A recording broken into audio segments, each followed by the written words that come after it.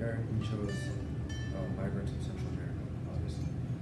And, well, to introduce, gangs are overrunning countries like El Salvador, Guatemala, and Honduras, and families are being persecuted and kids are being recruited into gangs.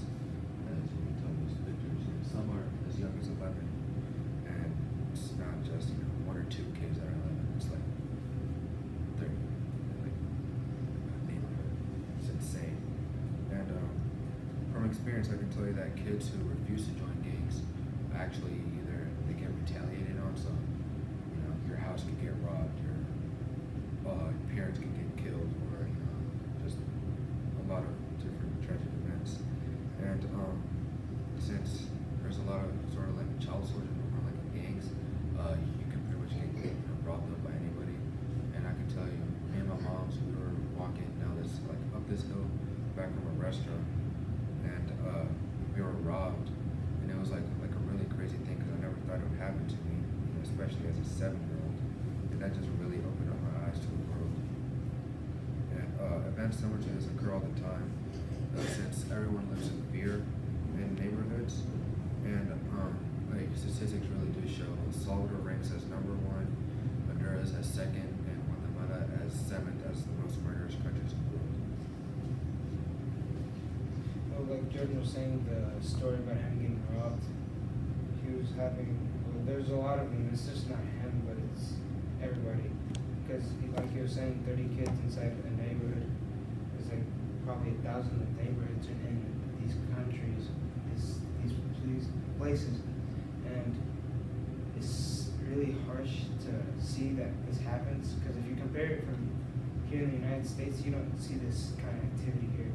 Because kids aren't in gangs as starting at 11. They're not robbing people, killing, doing all these tragic things, which is pretty harsh. And then some people that have problems with them migrating because they're just really trying to escape the danger they live in. And some people think as like if they just want to come up here to the United States or Mexico, take up their land.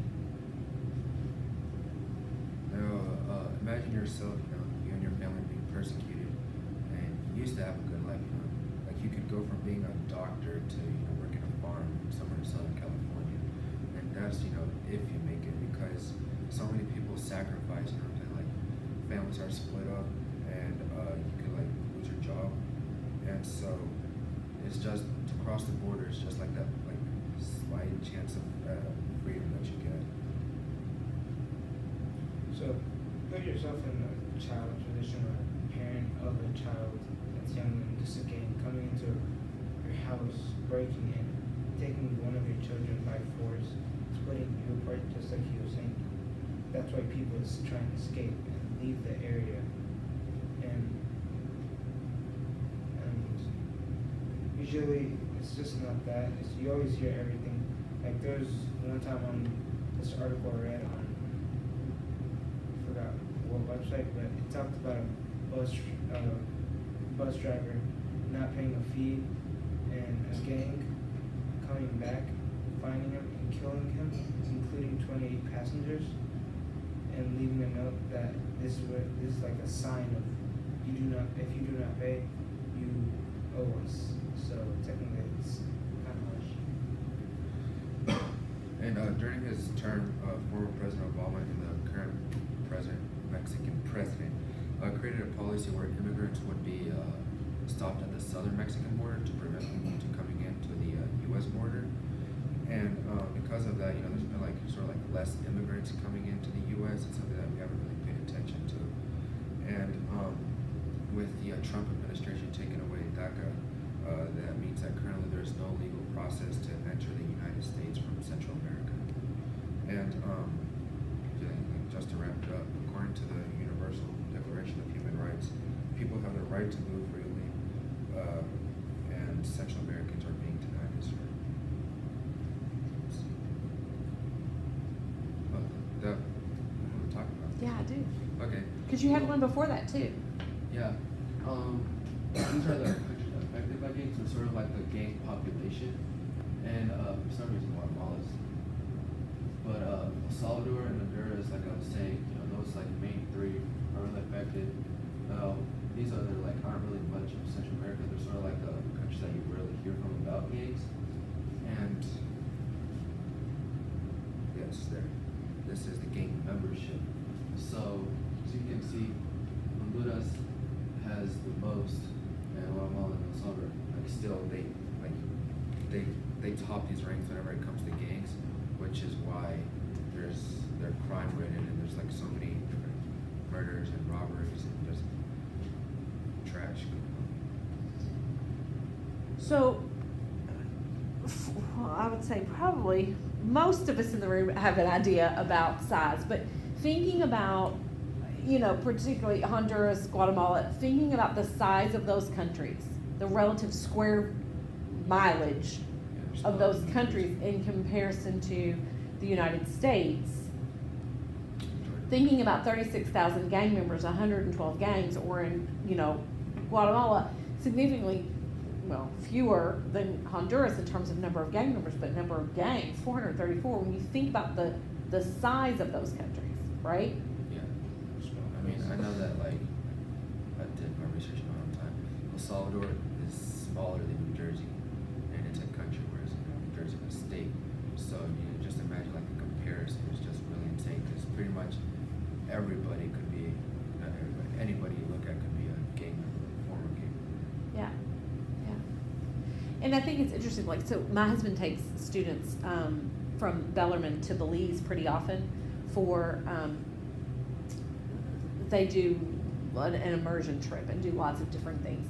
But, there are a lot of, so I'm looking at like 2 gangs and only 100 gang members. But what's happening there is most of them are leaving the border or coming into Belize from Guatemala to do whatever kinds of crime or whatever, and then going back over the border to Guatemala. So that's, it's very interesting to me because I know that I've seen some of that firsthand, just having traveled in that area of both Guatemala and Belize, and it's pretty, and I don't think a lot of, if you don't do the right kind of tourism, you don't see that, you don't know that, right? If you go to all the places that are like the resorts or whatever, you're protected from all that, you have no idea that those things are really happening in the real world. My dad came to pick me up from El Salvador, and on the airplane on our way back, I was like, you know what, El Salvador's a really nice country, I see on the news all these gangs and stuff, I never saw a gang where I was like down the street there was like a gang leader, you know what I'm saying? Like, So you knew it, yeah, I knew it, but Yeah. I just kept it to myself.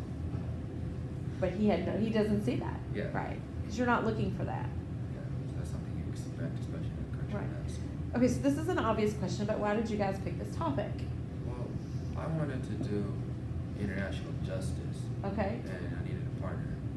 And, he was open. So I Okay. just went with he did because international justice is pretty much any violation of human rights. So this is something I'm really relatable to because I've had first-hand experience with it, and he's Hispanic too. And, So you seem like a natural partner. yeah, it's like we know what we're dealing with, like we know what to look for and what to talk about. Okay. So who do you think in your topic, in your presentation, whose human rights would you say are being violated?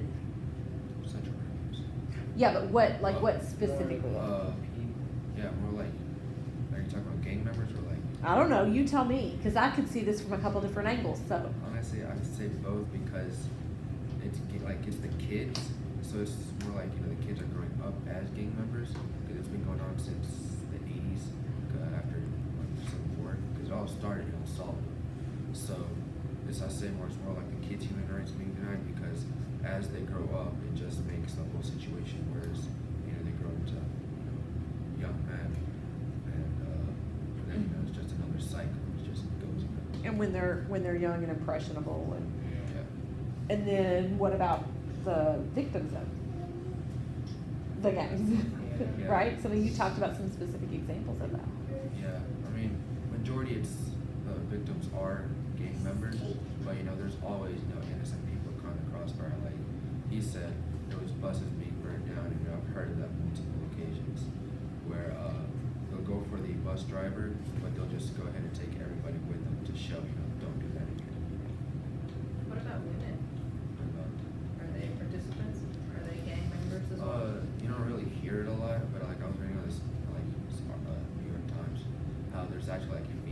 gangs, they're sort of like a women united type deal, where they just try to go against these gangs, but they're just pretty much adding to the problem.